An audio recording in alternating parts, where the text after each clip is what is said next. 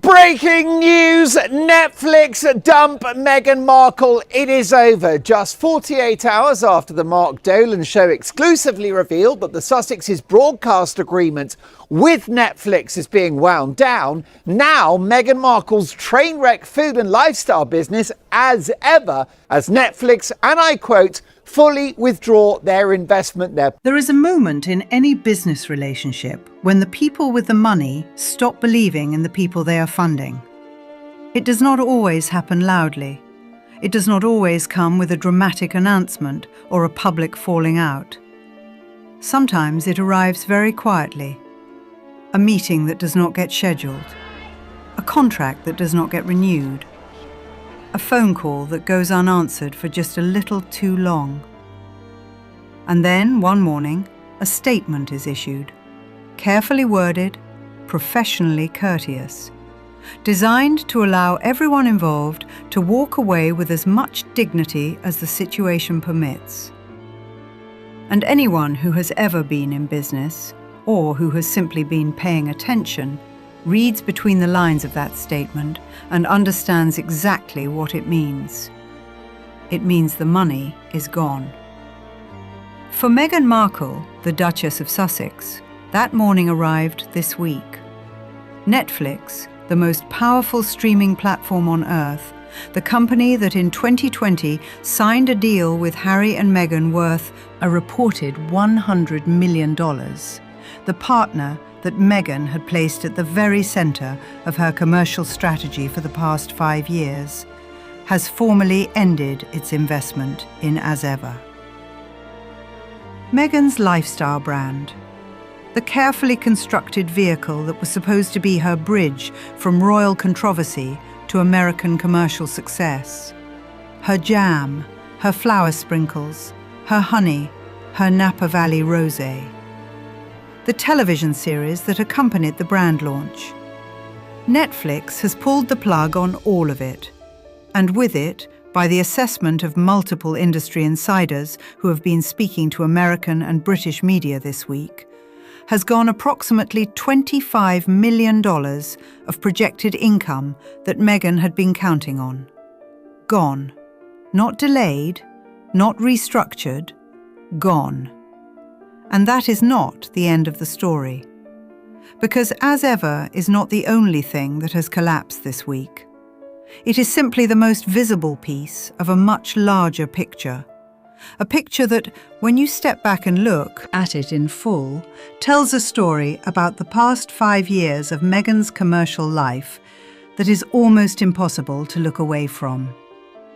Today we are going to tell you that story, all of it. The Netflix deal and what actually happened with it. The Spotify deal that ended with an executive calling Harry and Meghan names that have never been used about members of the royal family before. The podcast that was cancelled. The film productions that never left development. The brand name that turned out to already belong to someone else. The warehouse full of unsold jam. And we are going to tell you what all of it means for Meghan right now. For her finances, for her reputation, for the marriage that has been under strain for reasons we have covered in detail on this channel over recent weeks. We are going to take our time with this story because it deserves to be understood properly. Not as entertainment at someone's expense, but as an honest account of what happened when one of the most famous women in the world tried to build a commercial empire and discovered that fame and commercial success are not the same thing. So settle in. Let's begin at the very beginning. In September 2020, Harry and Meghan signed a deal with Netflix. The reported value of that deal was $100 million. It was, at the time, one of the largest content deals Netflix had ever signed with individuals, rather than with a production company. The logic of it, from Netflix's perspective, was straightforward. Harry and Meghan were the most talked about people on earth. Whatever they produced would be watched. Whatever story they told would generate headlines. They were, in the language of the entertainment industry, a guaranteed audience driver. And for the first major production they delivered, the documentary series simply titled Harry and Meghan, that logic proved correct. The documentary was watched by tens of millions of people. It generated enormous controversy. It produced headlines in every country in the world. Whether you found it compelling or deeply uncomfortable, you cannot argue with the numbers. People watched it. And then something happened that nobody at Netflix had fully anticipated when they signed the deal. The audience that had watched out of fascination, out of the peculiar compulsion to witness something significant and controversial unfolding in real time, largely did not return for what came next. Because what came next was not more of the same royal drama. What came next was Polo, a documentary about the sport of polo. Beautifully produced by all accounts, visually impressive, and watched by a tiny fraction of the audience that had tuned in for the royal story. The audience that followed Harry and Meghan was following their story, their grief, their conflict, their departure from the royal family, their account of what had been done to them and why they had left. That was the story people wanted to hear. They were considerably less interested in watching a documentary about horses. And then came With Love, Meghan, the lifestyle show. 2 seasons of Meghan cooking, gardening, entertaining, arranging flowers, talking about the small, beautiful moments of everyday life. The show that was supposed to establish her as a warmth and wellness lifestyle figure in the tradition of the great American home and living presenters. The reviews were not kind. The ratings were, by Netflix standards, deeply disappointing. The 2nd season was completed, but the 3rd was not commissioned. The show that was supposed to be the launchpad for the As Ever brand became instead a demonstration of the gap between the audience Meghan had and the audience she needed for what she was trying to build. The audience she had followed her because of who she was and what she had been through. The audience she needed for a lifestyle brand was one that found her aspirational, that wanted to be her, or to live the way she lived, or to buy the things she was selling. Those are not the same audience. And bridging the gap between them turned out to be considerably harder than anyone in the Sussex operation had anticipated. Now, if you're watching this for the first time and you want to follow this story as it continues to develop, please subscribe to this channel right now. We cover the royal family and the Sussex story in the depth and the honesty that these subjects deserve. Hit subscribe, turn on your notifications, and every new video comes directly to you. It takes just a moment, and it genuinely helps us continue doing what we do. Let's talk about the As Ever brand itself, because it is important to understand what this brand actually was and what Netflix was actually investing in when they agreed to back it. As Ever launched in early 2025, it was positioned as a premium lifestyle brand. Jams, honeys, herbal teas, flower sprinkle garnishes, a limited edition Napa Valley rosé. The aesthetic was beautiful. The photography was impeccable. The presentation was everything you would expect from a woman with Meghan's eye for visual detail and her understanding of how aspirational brands present themselves. There was genuine early interest. The initial product drops sold out quickly. There was social media excitement. There were features in lifestyle publications. For a brief window, it looked like Meghan might have found the format that worked for her. And then the numbers began to tell a different story.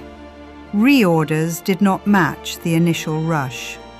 The warehouse that had been stocked in anticipation of sustained demand began to fill up rather than empty out.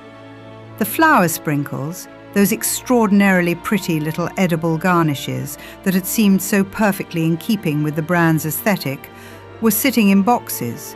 The jam jars were sitting on shelves.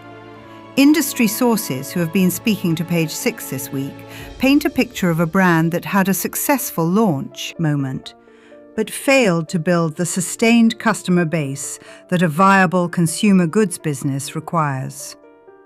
The initial buyers bought because of curiosity, because of Meghan's name, because of the novelty. But they did not return at the rate that the business model needed.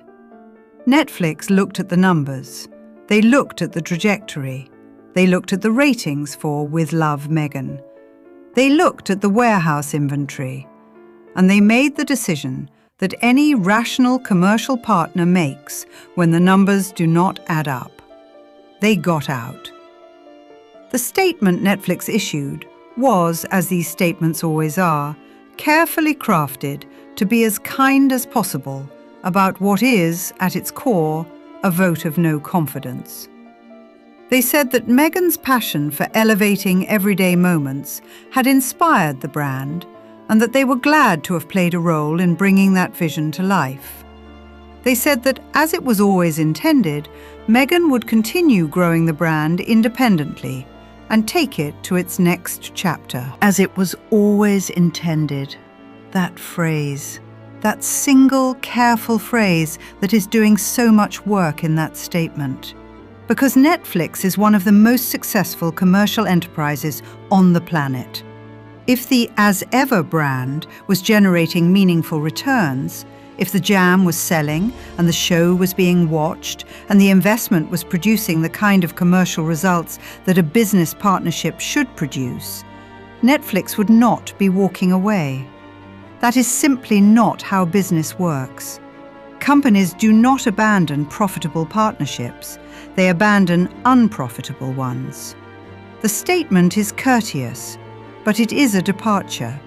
And everyone in the industry reading it understands exactly what it means. Let's talk about the Spotify deal, because the Netflix situation, as significant as it is not the first time that Meghan's commercial ambitions have run into the hard wall of commercial reality. In 2021, Harry and Meghan signed a deal with Spotify for a reported $20 million to produce podcasting content. The flagship production was a show called Archetypes, a podcast in which Meghan interviewed women about the limiting labels that society places on them. It was a serious subject, and in its first episode at least, it attracted considerable attention. It ran for one season, 13 episodes, and then it ended. Not by Meghan's choice, by Spotify's. The Spotify executive Bill Simmons, who was the head of the Ringer podcast network that Spotify had acquired, made headlines when he described Harry and Meghan publicly using language that has rarely, if ever, been applied to members of the royal family. He called them, in a public forum, lazy and I want to be accurate here because the word he used was reported verbatim across multiple outlets, effing grifters. Those are not the words of someone who is managing a polite professional parting. Those are the words of someone who felt genuinely and significantly let down by a commercial relationship that had not delivered what was promised. The financial reality of how the Spotify deal ended is also significant. The reported deal value was $20 million, but by multiple accounts, what the Sussexes actually received was considerably less, somewhere in the region of $2 million. Because the terms of the contract required certain deliverables that were not fully met. An $18 million gap between what was announced and what was paid. Spotify's chief executive, Daniel Ek, was somewhat more measured than Simmons when he spoke about the situation, but no less clear. He acknowledged that the partnership had not worked. He said that new innovation was needed. He said that some things had not worked, and that they were learning and moving on. He was talking about Harry and Meghan. and the industry knew it. Let's pause here for a moment, because we're at the midpoint of this story, and the section that follows covers the part that I think tells you most clearly where things currently stand for Meghan commercially. If you have been finding this as interesting as I have been finding it to research, please share this video with someone you think would want to see it. A friend or a family member who follows the Sussex story and who deserves to have it told honestly and in full. It takes just a moment, and it makes a real difference to us. After Spotify, Meghan partnered with a podcast network called Lemonada Media. The new show was called Confessions of a Female Founder.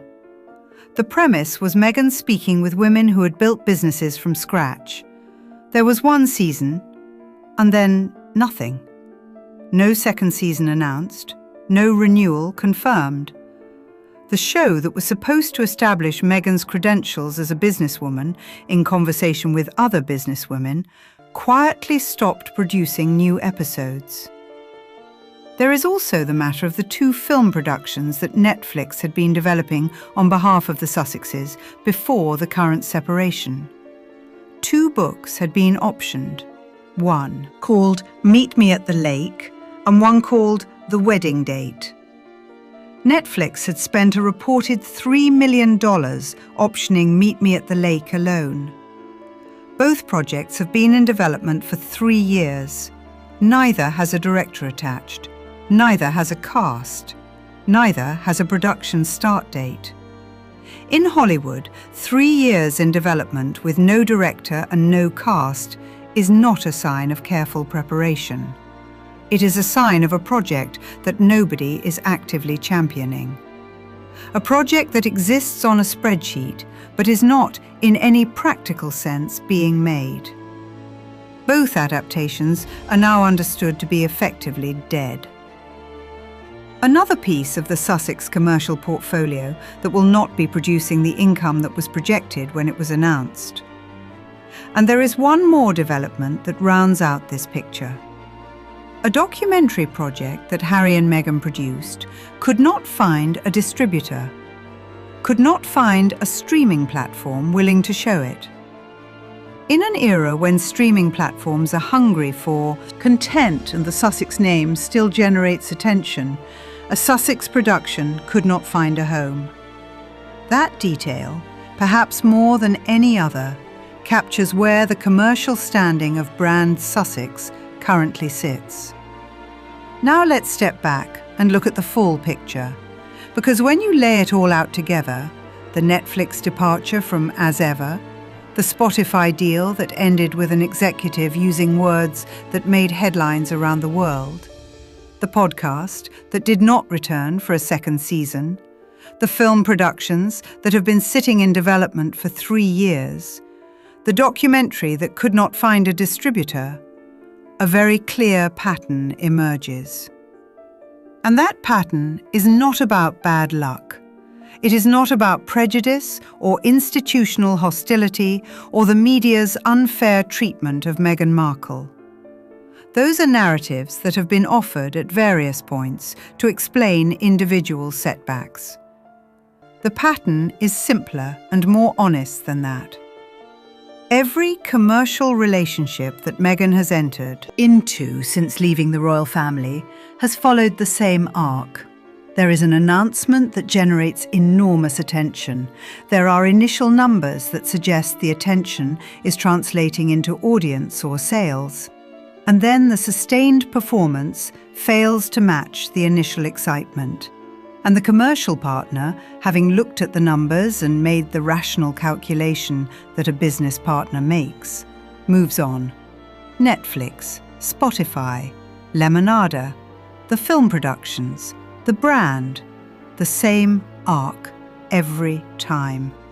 Why does this keep happening? That is the question that the business community in Los Angeles is quietly asking right now. And the honest answer, from the people who have worked with or around the Sussex operation, has several parts.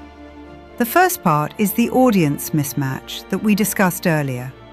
The audience that follows Meghan follows her because of her story and her identity as a former royal who left under circumstances of considerable drama. That audience is not the same audience that a lifestyle brand needs. And Meghan has not yet found a way to bridge that gap. The second part is the question of what Meghan's specific talent actually is. She was a competent and likable actress. She is visually sophisticated and has excellent instincts for the aesthetics of brand presentation. She is intelligent and articulate. These are real qualities. But a streaming audience of tens of millions of people, the kind that justifies a $100 million content deal, requires more than competence and good taste. It requires the kind of undeniable star quality that makes people unable to look away. And the viewing figures for With Love, Meghan suggest that the broader general audience, as opposed to the specific audience of royal watchers, has not found her compelling enough to tune in consistently.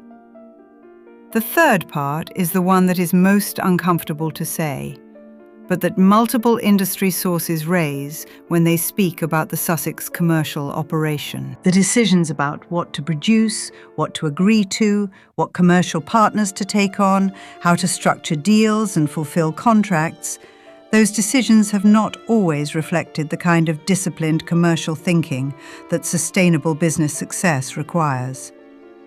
The Spotify situation, in which an agreed contract reportedly was not fulfilled to the level required by its terms, is the most public example. But sources suggest it is not the only one. And the fourth part, and this is directly relevant to a story we covered in detail on this channel last week, is the question of what has been done in Meghan's name without her full knowledge or consent. The emerging picture of Harry making commercial representations about joint Sussex ventures without consulting Meghan properly raises questions about the governance of the brand that have not yet been fully answered. If partners and potential partners are uncertain about exactly who is making decisions in the Sussex commercial operation and whether the agreements they reach will be honoured and fulfilled, that uncertainty makes commercial relationships harder to build and easier to abandon. Now let's talk about where this leaves Meghan practically, because the financial implications of what has happened this week are significant and deserve to be stated plainly. The original Netflix deal was worth $100 million. The significant portion of that was consumed by the Harry and Meghan documentary and by the production costs associated with it. What remained was distributed across the various projects we have discussed, many of which did not generate the returns that were projected. The Spotify deal was worth a reported $20 million. The actual payment is believed to have been approximately $2 million. The As Ever brand, which Netflix has now exited, represented a projected revenue stream of approximately $25 million over the coming years. That projection is now gone. Add to that the financial exposure that Harry faces from his collapsed court case against the Daily Mail, a liability that could reach $30 million by the time legal costs are calculated on both sides, and the picture of the Sussex finances is considerably more concerning than the public image of the Montecito estate and the lifestyle content has suggested. The house in Montecito cost $14 million. It costs significant money to run. The private security that Harry requires costs approximately $2 million annually. The lifestyle that both of them have maintained, the travel, the staff, the professional operations, costs money at a rate that requires substantial income to sustain. That income has been shrinking, and this week it shrank again. Meghan's team issued a statement in response to the Netflix news that was, like the Netflix statement itself, carefully crafted to present the situation as positive. They said that As Ever had experienced meaningful and rapid growth and was now ready to stand on its own. They said there was an exciting year ahead. Those are the words you use when a partner has left and you need to reassure the market that you are fine.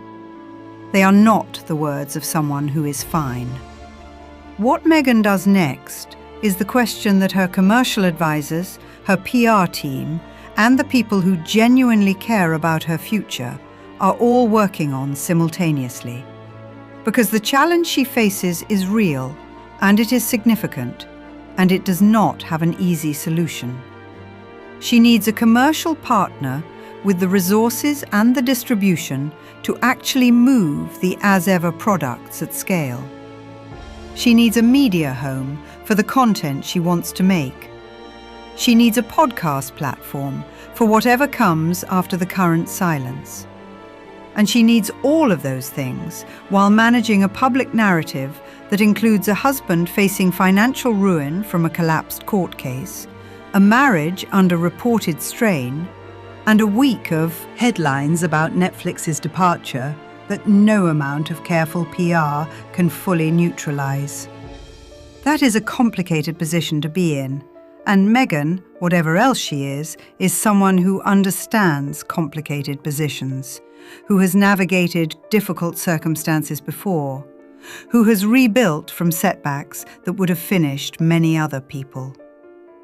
The question is whether this particular accumulation of setbacks, coming all at once on multiple fronts simultaneously, is something she can navigate in the same way. Thank you so much for watching today all the way to the end. Please leave us a comment. Tell us what you think about where Meghan goes from here. Tell us whether you think As Ever survives without Netflix. Tell us what you make of the week she has just had.